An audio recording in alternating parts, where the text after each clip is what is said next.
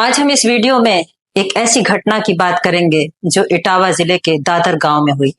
एक ऐसी घटना जो आपके सभ्य समाज को शर्मसार कर देती है, आपको सोचने पर मजबूर कर देती है कि क्या हम बाबा साहब अंबेडकर के बनाए उस संविधान का पालन कर रहे हैं? क्या हम उस सपने को जी रहे हैं जो बाबा साहब ने देखा था? एक सभ्य समाज जो आज ये कल्पना भी नहीं कर सकता कि आज भी इस समाज में जात पात अपने चरम पर है। क्या आप ये उम्मीद कर सकते हैं कि जो जिसकी जाति नीची है वो भगवान के मंदिर में नहीं जा सकता? क्यों? क्योंकि वो पंडित नहीं है? क्यों? क्योंकि वो ब्राह्मण नहीं है? तो क्या उसे भगवान की पूजा करना भी मना है? क्या ये भेदभाव आपने किया या भगवान ने किया? वो लोग जो अपने आप को धर्म का ठेकेदार कहते हैं वो कहाँ चले जाते हैं उस वक्त जब ऐसी देश में शर्मनाक घटनाएं घटती हैं? आज हमारे वीडियो का यही टॉपिक है। आप अगर चैनल पर नए हैं तो सब्सक्राइब जरूर कीजिएगा, लाइक एंड शेयर भी कीजिएगा। बात करते हैं उत्तर प्रदेश के इटावा जिले के दादर गांव में एक ऐसा दृश्य सामने आया जिसने पूरे देश की आत्मा को झकझोर कर रख दिया। कथावाचक नागेंद्र जो वर्षों से गांव गांव जाकर रामायण की कथा सुनाते थे, उन्हें सिर्फ इसलिए अपमानित किया गया, उनका सर जबरन मंडवा दिया गया क्योंकि वो एक नीची जाति से आते हैं। सोचिए, जब एक व्यक्ति भगवान की बात कर रहा हो, धर्म का प्रचार कर रहा हो और उसे जाति के नाम पर बेइज्जत किया जाए, तो क्या ये किसी सभ्य समाज की पहचान है? ये वो भारत नहीं है जिसे बनाने का सपना हमारे संविधान निर्माताओं ने देखा था।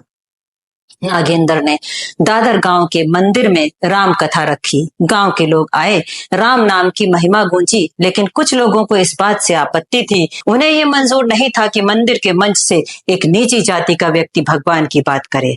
उन लोगों ने मिलकर नागेंद्र को धमकाया, फिर बाल पकड़कर खींचा, गालियां दी और सिर मुंडवा दिया। कैमरे में सब रिकॉर्ड हुआ, लेकिन सवाल ये है कि क्या किसी की आस्था, उसका ज्ञान, उसका संस्कार सिर्फ उसकी जाति से तय होगा? अगर ऐसा ही था तो भगवान राम ने शबरी के झूठे बेर क्यों खाए थे? शबरी कौन थी? एक वनवासी आदिवासी स्त्री जो समाज के तथाकथित नियमों के अनुसार अछूत मानी जाती थी, लेकिन भगवान राम ने उसे गले लगाया, उसका प्रेम स्वीकार किया। उन्होंने कभी नहीं पूछा कि वो कौन जात की है, उन्होंने सिर्फ उसका समर्पण देखा। अगर आज शबरी होती तो क्या उसे भी मंदिर से भगा दिया जाता? क्या आज से राम भक्त उसे अपने मंदिर में प्रवेश देते? उसी तरह याद कीजिए सुदामा को, गरीब फटे हाल, लेकिन भगवान कृष्ण ने उसे गले लगाया, पैर धोए, प्रेम दिया। उन्होंने उसकी हालत नहीं देखी, उसका दिल देखा। लेकिन आज नागेंद्र जैसे लोग जो सुदामा की भक्ति का संदेश देते हैं, उन्हें सिर्फ इसलिए लज्जित किया जाता है क्योंकि उनका जन्म किसी और जाति में हुआ। ये सिर्फ एक गांव की बात नहीं है। भारत में हर दिन, हर गांव, हर जिले में कोई ना कोई अपने अस्तित्व के लिए संघर्ष कर रहा है। उन्हें पानी पीने से रोका जाता है, मंदिर में घुसने पर पीटा जाता है, बारात में घोड़ी पर बैठने पर हमला होता है। क्या इसी भारत की कल्पना की थी हमने? संविधान में जो समानता का अधिकार लिखा है वो सिर्फ किताबों में है। नागेंद्र की आंखों में आंसू थे। उन्होंने कहा, मैंने तो राम की बात की, किसी को अपशब्द नहीं कहा, फिर मेरा अपराध क्या था? उनका अपराध यही था कि उन्होंने उस पवित्र मंच पर खड़े होने की हिम्मत की जो सदियों से सिर्फ एक जाति के लिए आरक्षित माना गया था। वो उस परंपरा को तोड़ रहे थे जिसमें वो सिर्फ सुनने का हक था, बोलने का नहीं।